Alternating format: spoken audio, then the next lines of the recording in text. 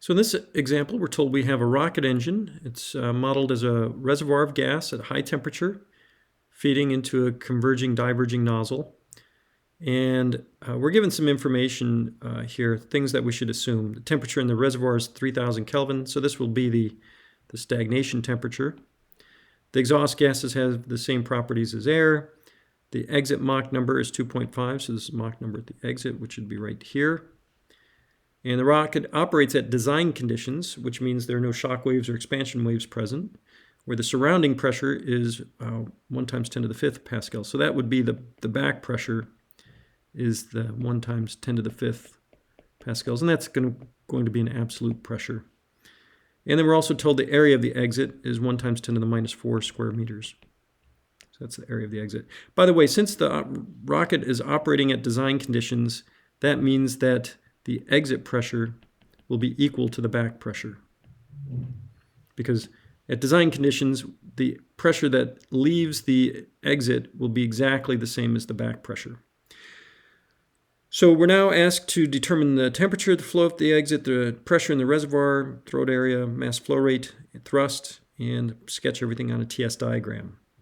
So let's get started. So first of all, to find the temperature of the flow at the exit, well, we know the stagnation temperature, that was given. So we're told that the T0 is 3,000 Kelvin. And we're told that we're given the Mach number at the exit. So Mach number at the exit is 2.5. So we can find the temperature of the exit just by simply using that adiabatic relation. T exit over T0 is a function of the Mach number at the exit. Right, so we know the Mach number of the exit, that's 2.5. We know the stagnation temperature is 3,000 Kelvin. So we can easily solve then for the temperature of the exit, and that comes out to be 1,330 Kelvin. So that one's pretty straightforward. By the way, the specific heat ratio for air is 1.4. That was given. Sorry about this. This was given as a gamma. It should be a K. Okay, so that's part A. Part B is to find the pressure in the reservoir. So what's the stagnation pressure? Well, here, since we know the flow is entirely isentropic, and that's because we're operating at design conditions, means there are no shock waves in here. So we can use the isentropic relations all throughout. And we know the exit pressure because at design conditions, the exit pressure is equal to the back pressure. So we can use the isentropic relations to find the stagnation pressure. So the pressure at the exit over the stagnation pressure is related to the Mach number at the exit from our isentropic relations. The pressure at the exit is going to be equal to the back pressure because it's at design conditions, which is 1 times 10 to the 5th Pascals. Again, we know the Mach number at the exit, that was given as 2.5, so we can solve for the stagnation pressure. When you plug in the numbers, this comes out to be 1.709 times 10 to the 6th Pascals. Oops. And that's an absolute pressure. Okay, so that one's good. Now we're moving on to find the throat area. So the throat area, this would be the area right here at the throat, that we know that throat area will be at sonic conditions. Because the flow is supersonic at the exit, it starts from stagnation conditions, it has to go through a Mach number of 1 somewhere in between, and that Mach number of 1 will occur at the minimum area, which is the throat here. So we know that the area of the throat is the sonic area. So we'll use the sonic area relation since the flow is isentropic. So you can go to your formula sheet to look up what this formula looks like. Let me just write it down here.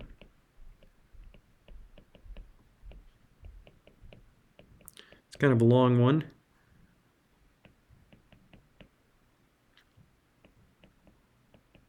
Okay, so there's our sonic area relation for isentropic flow. We know the area of the exit, that's given. That's the 1 times 10 to the minus 4 square meters. We know the Mach number at the exit, that was 2.5, that was given. And then we can solve this for A star. And again, because the flow is sonic at the throat, we know that the area of the throat and A star will be the same. And when you plug in the numbers for this, this comes out to be 3.79 times 10 to the minus fifth square meters. Okay, so that's part C. Now part D is to find the mass flow rate out of the rocket. We can find this a couple of different ways. One way is we could use the choked flow mass flow rate. And for that one, you need to know the stagnation pressure, the stagnation temperature, and the sonic area, as well as the fluid properties. And we know all of those things, so we could find it via the choked flow mass flow rate. So you could do it that way. I didn't do it that way. I instead just found it based on the conditions at the exit. So the mass flow rate will be the density at the exit times the velocity at the exit times the area of the exit. And the density at the exit we could relate to the pressure at the exit and the temperature at the exit using the ideal gas law. The velocity at the exit we can relate to the speed of sound, which is equal to kRt at the exit, square root, times the Mach number at the exit. And then, of course, the area of the exit is just the area of the exit. So this is the density at the exit. This is the velocity at the exit. So we know the pressure at the exit. That was the 1 times 10 to the 5 pascals. We know the temperature at the exit. We calculated that earlier. We know the Mach number at the exit. That was given. The area of the exit is given. So we can solve for the mass flow rate. And when you go through all that, you'll get that the mass flow rate is 4.776 times 10 to the minus 2 kilograms per second. So again, you can find this two different ways. You could just do kind of the standard. The reason I did this approach is because I don't have to memorize anything. I just, it's density times velocity times area, which is, we've used that many, many times. And then to find density, you use the ideal gas law. To find the velocity, you have to relate it to the speed of sound and the Mach number. So there's a little bit of extra effort in here. Or you could have found the mass flow rate by using the choked flow mass flow rate, and then you'd get this from the formula sheet. And I didn't do it that way, so that's why I don't have it memorized. I can't write it down for you without looking it up. But you could do it that way as well. All right, so that's part D finished. Now we move on to part E. To find the thrust produced by the rocket, that we will end up using the linear momentum equation. So what I'm going to do is I'm going to draw a control volume that surrounds the whole rocket.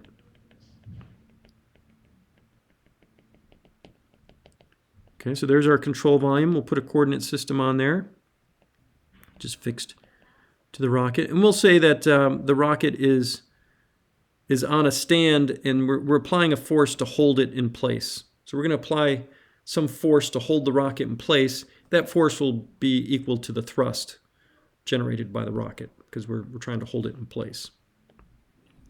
Okay, so let's apply the linear momentum equation in the x direction there.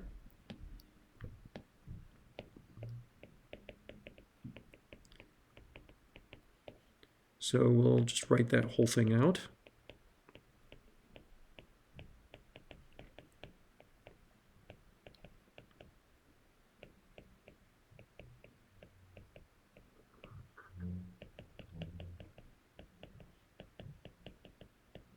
There is no acceleration term in the linear momentum equation because we're holding the rocket in place here. We're just trying to find the thrust. It's like putting the rocket on a test stand, and then the force that we're applying to the rocket is really the force that the test stand is exerting on the rocket just to hold it in place. Okay, so body force in the x direction, that'll be 0. We'll assume that it's just mounted horizontally. This term will be 0 because in our frame of reference, so this is about equal to 0 because in our frame of reference, the ux is about equal to 0. As we stand on the rocket here, even though the mass of the rocket is changing with time, the velocity in the reservoir isn't really, it's mostly 0, right? The rocket velocity is mostly 0 here as we stand on the rocket. So that will be about equal to 0. This term will be related to this is the momentum flow rate out of the rocket. So the ux here is the velocity out of the rocket, and that's in the positive x direction, so that'll be VE. And then the mass flow rate will just be m dot. And it's positive m dot because it's exiting the control volume. And we calculated m dot just a little bit ago, so I'll leave it like that. Now the surface force, of course, will include the force that we apply. This is the force to hold the rocket in place. This is really our thrust. That F is our thrust. And then I'm going to put in the possibility of a pressure force. Let me just write this out and then I'll explain it.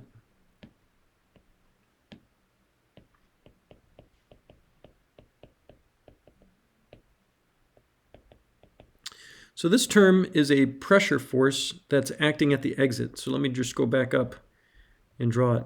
It's possible when you have supersonic flow exiting the nozzle that you could have a pressure at the exit that's different than the surrounding pressure. So this would be like the pressure at the exit. Now it's possible, like I said, for supersonic flows or a sonic flow at the exit to have this pressure not equal the back pressure. Right? You've seen that from our plots where we've kind of sketched the following, P over P naught is a function of position. We had these kind of plots that look like this. Here's the exit. Here's the throat.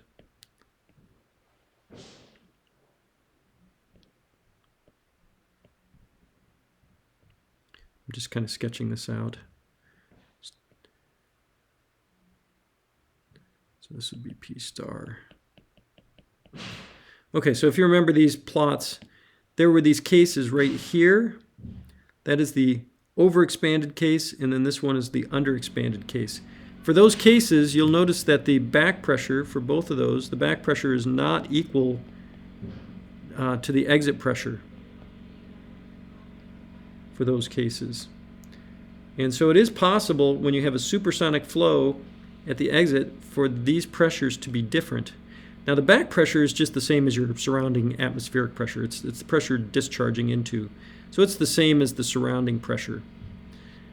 So if we were at either of those cases, then what would happen is we would have a pressure force acting to the left, so it's in the minus x direction, and it would be equal to PE minus the back pressure, or the atmospheric pressure. And the reason I put it that way is if this is an absolute pressure, you'd have the absolute pressure there and the projected area. Let me just try to sketch this out.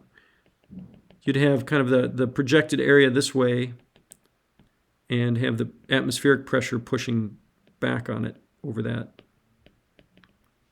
So it would be PE minus P atmosphere, because you'd have to balance those, acting over the area of the exit. Or you could think about it in terms of a gauge pressure. In a gauge pressure, this is 0, and this would be PE minus P atmosphere. So that's why I have this term down here, a minus, because it's pushing in the minus x direction. PE minus P atmosphere, let's just think of it as a gauge pressure if you want, acting over the area of the exit. Now, in our particular case, we're told that we have design conditions. So design conditions in this plot correspond to this kind of highlighted one. In design conditions, the exit pressure and the back pressure are exactly the same. So in our case, this term would be equal to 0,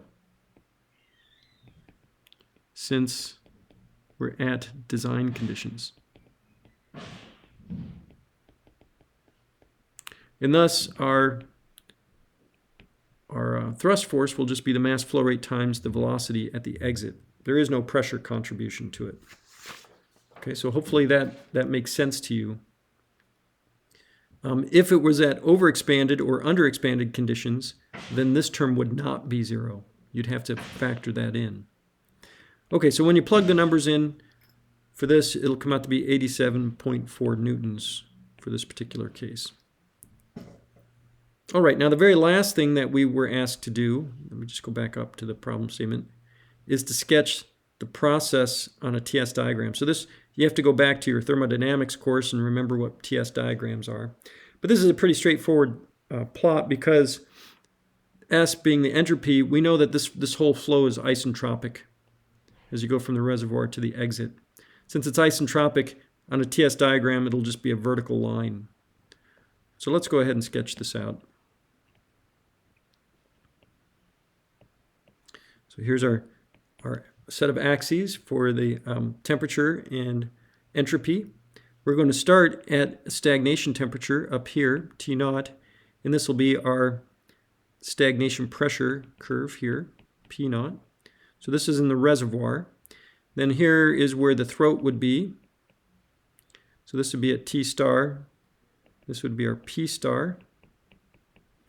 And then here's our exit at an even lower temperature, T exit, and there's our pressure, P exit. And we're going vertically through these. So this is the throat, and this is the exit. So that's what our process path looks like. We start from stagnation conditions, the temperature drops, and we're going isentropically to get to the throat, and then the temperature continues to drop as we go supersonic in the diverging section till we reach the exit. Again, that's occurring isentropically till we reach the temperature of the exit, and then again, these are our isobars corresponding to those various states. So that's our TS diagram. All right, I think that covers everything, so we'll end it there.